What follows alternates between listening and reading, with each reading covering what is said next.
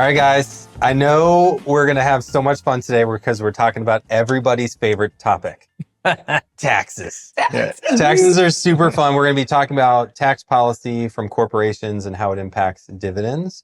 So we don't normally get too technical. We're going to get a little technical on the show in the very beginning, and then we're just going to talk about the realities of what this means for the investor. Well, before we get started, if you like this topic, you love taxes or other topics about dividends, go ahead and hit that little subscribe button at the bottom and watch some of our other shows that we filmed prior to this. We don't say that enough. We should be saying subscribe like every other sentence, right? That's right. We're so much fun. Yeah, we're why amazing. would you not want to subscribe? Right. Okay, so let's talk a little bit technicality on corporate taxes on dividends. First thing that we want to talk about is really what is it? So first thing is, when a corporation has taxes, it directly impacts how much money they get to either share with an investor in the form of a dividend, or it directly impacts its ability to grow, pay down debt, do all the things that we talk about employees all the time. Yep. Employees is a big one. Mm-hmm. It's a lot like the personal tax. Like if you look at it from a personal perspective, if you bring in money, you're going to earn it, you're paying your taxes out, and then with what you have left over, you're able to invest in yourself, invest in your kids, go help people, pay down debt. Yes. Very similar. So we're going to use that analogy through this entire show. So, but dividends, as we talk about a lot on this show, it's just some of their profit that they're paying out to investors. Well, that profit is impacted greatly by the amount of taxes that a corporation pays. So let's just let the cat out of the bag and let's just talk about the elephant in the room right away. When we're in a hot political environment, which I feel like we are, taxes in corporate America are a big deal. So you have this left and right debate. Should corporations pay more of their fair share? And you have all these arguments. We're not going to get into that discussion today. But what we are going to talk about is the realities of what's behind that. America, we were just talking about this before we started. America pays $5.6 trillion. It's like $5.7 trillion of revenue that comes in just from taxes. And that's corporations and individuals. Yeah. So we have 350 million people here and a ton of corporations. And of the 350 million people, we're like a drop in the bucket of that $5+ trillion. The vast majority of the tax collected in America comes from corporations, period. So we can argue how much more it should be or how much less. I think we would all agree this probably isn't a collection issue. It's more of a spending issue on how our federal government spends their money. We're not getting into Doge and any of that today. But all we're talking about is I think all of us can agree our government has an issue with spending money that we probably don't need to spend on whatever we want to call it. Whether it's foreign aid or a budget for this or that. I mean, we collect more taxes than any other country around the world, and we spend more money than any other country in the world. We have a balanced budget issue, not a tax collection issue. That's right. Although you can argue and say that you don't agree. That's fine. So let's explain really quick on how corporate profits, taxes, and dividends are interconnected. So corporate profits serve as the foundation for, again, dividends that are paid out, for employees that are hired or employees that are fired.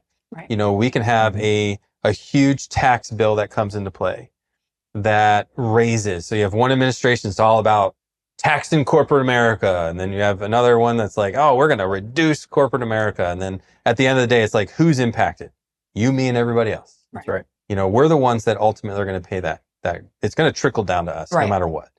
So if you're working at a company and now they have $3 billion less at the bottom line because taxes went up, they're like, where are we going to cut? Unless their profitability and their company grows by $3 billion, someone's getting cut. Somebody's getting cut. So dividends, unfortunately, it's a lot of people. I was going to say, these dividend-paying companies, they will cut people before they will cut that dividend. So that's a big thing because you have this culture in dividend-paying companies where they will protect their reputation of how they pay because that's what drives their stock price. Right. So if we got to make care a cut, of the ownership, right? Right. Yeah, they're all owners. That's right. All of our investors, all of our clients, they're owners of all these companies. What do you want? I mean, this is going to sound so bad. It is. But who's going to take it on the chin? Do you want to take it in your income in retirement? Or do you want somebody to lose their job? Nobody wants anybody to get hurt. But the company, they're just not going to be like, oh, I guess we're going to make $3 billion less. No. Because they have to balance their books. It's not the federal government where like, oh, we'll just make more money. You know, at the end of the day, they have to balance their budget, and they have less to spend. Somebody's getting hurt. And when they have less, it sounds like we're so pro, tax less corporations. It is going to come across that way. Yeah. But the reality is there's a finite amount of money that a company that they get to bring in sales. And that's not always guaranteed. And however they manage that money does determine growth, employment, profitability, reinvestment in the company, going and building infrastructure and, better supply chain management, all these things that actually make the company run more efficiently. They're taking all that stuff into consideration as well. And if they can't go build new distribution points or things like that, then it's going to affect growth. I love what Warren Buffett said, and that it has come back full circle in the past month. He said, if no president should ever be reelected if they couldn't keep the balanced budget within 3%. Mm-hmm. So if a president gets elected and then they're outspending their budget by more than 3%, they should not be allowed to rerun, or any government position. Yeah, I've heard that about Congress, where they should not be able to get paid until they have a balanced budget. If we ran, because that is their job, they are over the books. Yeah. And if you're not doing your job as a congressman or a congresswoman, then you shouldn't be getting paid. And then, and again, we're not trying to solve the federal government, although I wish we could. That would be a really long show. Yeah. But the reality behind is all of this matters. Yeah. It all comes down to you, me, and everybody. So there's a couple especially things. As a dividend investor, right? Yeah. I mean, I wish our federal government had to play by the same rules that companies like us. Like, at the end of the day, if I outspend, we go out of business. And if I do it for a year, maybe we can survive. 2 at max. After that, like, hey, we're ceasing to be a company because I can't pay the rent, or and I'm going to file bankruptcy, and we're out of business. Like, those are the rules that every single business follows. Yep. Right. Unless you're the government or any government. They play by different rules. Because no one wants to see them go bankrupt. Nobody and out does. of business. I don't ever. Right. But they are a business. That is, they're an industry or a country that collects money and spends money. Yeah. Right. And they shouldn't be able to do things like, how bad would corporate America be if we could print money? Right. Could you imagine how corrupt American companies would be if they really didn't have rules to play by? Yeah. They'd be the same as the government. Yeah. They'd be like, oh yeah, we're just going to expand. We're going to build all these buildings. That you had to break that thought. I'm trying to get it out of my head. Yeah, but that's what's happening. That's the reality in our government. I know. But said like that. Okay, so there's a couple things that we need to talk about. More. The historical context of reality. So we had, in 1986, we had the Tax Reform Act that was under Reagan's administration. We had the Jobs and Growth Tax Relief Reconciliation Act of 2003 under Bush. Then we had the Tax Cuts and Jobs Act in 2017 under Trump, which is interesting. Those are all Republican. And that wasn't planned that way because I was just doing some research. Yeah. And every single one of these bills had a huge impact on the economy. The economy boomed. In the 80s, the economy was booming right at 2003 is after the bubble burst. It kind of settled down. I'd probably say this was the one that was the most set up, where you had this explosion or implosion of the market, and then they passed this bill, and then it was the biggest 7-year run in the history of the United States. I don't know if you know that. Mm-hmm. If you look at the amount of growth that happened in the market, they were set up for success. Right. Yes, they made a strategic move on that act, but the market was like, it was primed, it was ready. Yeah. Right. And same with 86. Like, the market from 1966 to 1981 really went nowhere. It was in 1966 and 1981. Those 2 years were the same point in the market. So we had over a decade and a half of crazy things happen in the marketplace, but really went nowhere. That's why they say the 70s were the lost decade, because nothing happened. Okay. It was the same as it was in the 60s and the 80s. So 5 years later, the market, by 1986, 1986, by the way, outside of this big tax act, was probably one of the greatest movie years in I the history of the United States. Total side note, they had Top Gun, Goonies. They had some great movies that year. They had Back to the Future. Like that was like an epic year. You guys know the years that movies came out? Absolutely. Oh my gosh, bro! Like, that was a great year. So, but and that was prime to see the market boom again because the market was so pent up and hadn't gone anywhere. In 2017, that one was probably just a good bill because there really wasn't anything going on. The 2008 crash had long since passed. Well, and 18 was a little bit of a hiccup, right? 18 right after the bill. It was actually a pretty bad hiccup. Yeah. And then we just boomed, and then we had another massive hiccup in 2020. Was 2017? I think they reduced that one mainly to like repatriotize a lot of money, right? Wasn't it to bring it kind of influence more of that? But we saw like a choppy. I wouldn't say 2017 was probably the least impacting. I mean, it had a big impact. Sure. But it wasn't like it was like a big run. Like from 86 to like you had a little 2000, bit of it was a big run. In 2003, it was a big run to 2000, really to 2011 with the little hiccup in 2008. It was a V. As fast as it went down, it went right back up. And then really ran 2017. I mean, it's been a big boom since 2017. Well, it ran into a little bit of a hiccup in 2020. I was going to say. But every single one of them has been like just quick Vs. So they do impact, and we could probably, I didn't do any research on bills that went just the opposite, where they were crushing corporate tax. I just looked at the ones that had a positive impact. I could have done just the opposite. What bills had a negative impact, and we probably would have seen a negative impact and a retraction of the economy. Those are harder to probably find because you don't typically find like a big bill that crushes corporate tax. It's always something's buried in a different bill that it's like, hey, we're going to do this, but really we're just going to raise taxes over here. Like I think it was right at the end of Trump's administration or the beginning of Biden's where they completely changed tax credits work on your research and development. Research, R&D. R&D, they completely changed it. They're still there, but basically what they did, because we have a tech company and we do R&D, and I was getting massive write-offs.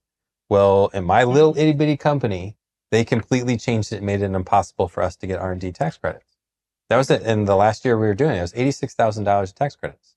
That's a dollar for dollar reduction. Wow. I lost it all because I couldn't do it because they changed the rules and how it worked, and they killed companies like me. Well, we were able to survive, but at the end of the day, like that was a big hurt. And that, I mean, for a tiny little company, $86,000, that's not. And you probably weren't planning for it. Like you didn't expect it. I had no idea. Right. They're like, well, because when they talked about it, like, well, you can still do tax credits. Well, you can do it, but you have to front load the money. 15 years foreign, 10 years domestic. So we're domestic. So it was a 10-year payback for me. I'm like, so I got to give you all the money I'm going to save, and then you're going to give it back over 10 years? How can you afford that? And then what happens if you change the rules? Like 5 years from now, what happens to all my money? So it was like unavoidable. And then you know what happened is the federal government then gave reprieve for the big companies that were using R&D tax credits. So the big boys got a free pass and the little guys got crushed. Yep. And I'm like, I'm getting all upset. I don't mean to do that, but this is the reality. To the lobbyists. Yeah, the reality behind federal policy impacting companies and their ability to grow, hire, and pay back to companies. And we're no different. Just like you said early in the show, when you have more money because the government gives you this or that tax deduction, you're able to frivolously spend and take a better vacation. Right. Or you can invest in your future and save more, invest more, do other things to grow your wealth and retire a little earlier. No different when it comes to corporate America. Nope. Or that small business, someone that's a head count. That's a new job for somebody. Yeah. So that's a big deal. That's your kid. That's the people out of college. Those are the people that are going to make money and contribute to the economy as opposed to, living on welfare or food stamps or whatever else they're going to do. Or the kid that graduates college and moves back in with you. Yeah. It's the parents because they can't get the job. Yeah. All right. So what should investors actually watch out for? Like, are there key factors, indicators? Are there things out there that would be really, really important for an investor? Like, let's give some practical tips. Any suggestions? I mean, you have to, as boring and chaotic as it can be, you've got to be kind of in the know at least a little bit of what's going on from your legislative branch, from what Congress is trying to push. I know it sounds boring, and select your news source however you want, or pick up a few, which is kind of what I do. I'll go read 3 or 4 different sites and figure out that it's probably somewhere in the middle. Yeah. Everybody's swinging around. You want to cheat, and you don't want to read news? Just go to ChatGPT or whatever AI service you use and say, hey, here's the companies that I invest in. Is there any legislation? Go search, the web. Is there any legislation that could affect the profitability of the company?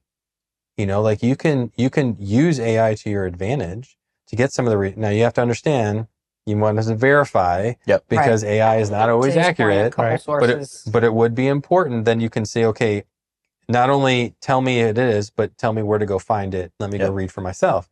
So you don't have to just skim the news. Sure. Because that's really hard to do as a portfolio manager, really hard to do. You have to be a little bit more pointed and specific. You can go to looking up your companies like a Seeking Alpha or Yahoo Finance, look at your company, look at the news that's related to them, and skim that way. That would probably be the most appropriate non-political way of doing it. Yeah. Because politics and news media is recipe for opinion persuasion. Sure. And if you don't know enough about it, you might follow that way. Well, we're not trying to persuade you one way or the other on political bias. Right. We're trying to help you make smart investment decisions that impact your future. So when you want to do research on a company, be specific. What's the company? What's the news related to them? And more importantly, what political agenda or bills that are on the floor or being drafted up that could impact this industry or this company? And I'd probably start with the industry first and then trickle down to the specific company. Are they only domestic? Are they international? Is the bill going to be just in the United States? Is it going to be affecting them internationally? Where do they hold their money, which also affects it? Where are they actually headquarters? What state? I mean, we can go on in the overwhelming nature. This is why sometimes it's just best to get somebody to help you out. And sometimes if this is what you love, I got a lot of clients that just love this stuff. Right. Go get it. Well, you also need to make sure you're diversifying. So to your point with make sure you're looking at the sectors and the industries, just make sure you're not getting all your eggs in one basket in case you don't get it quite right when you go to look it up on your own. At least you've diversified. So I think we've, beat the tax horse to death a little bit. Really? So let's, and I got a little emotional. I didn't plan on doing that. But let's give the viewers, listeners, some practical, last bit of advice. What would be something that you'd say, hey, do X or pay attention to Y? What would you say? I'd say, pay attention to what's happening in your legislature, but then also corporate tax really at the end of the day is not much different. At least how it is affecting a company isn't too far different than how your own personal tax is. So the more money that you have that you get to keep in your bank account, the more you get to go invest and do the things that help support your lifestyle. Same thing for a company. The more they keep, the more they get to go back out and invest in dividends, paying their owners, and then also to help build their company into something hopefully even stronger. I mean, and if you want to trust but verify that, go look at a company's balance sheet and their profitability when taxes were high and their profitability when taxes were low. You're probably going to see a margin that stayed the same. That the less money they had, here was their X percent profitability. And then when taxes got cut, you're going to see they had this much more, but the profitability remained the same. Why? Because they paid down debt, they hired new people, they expanded. They weren't just filling their bank account up. That's right. They keep a margin of profitability to the company for rainy days and capital and free cash flow, which we absolutely love. Yep. Yeah. But those percentages tend to stay pretty close to the same in every single environment. So it will ultimately, like we've said many times, affect us. Any last bits of advice?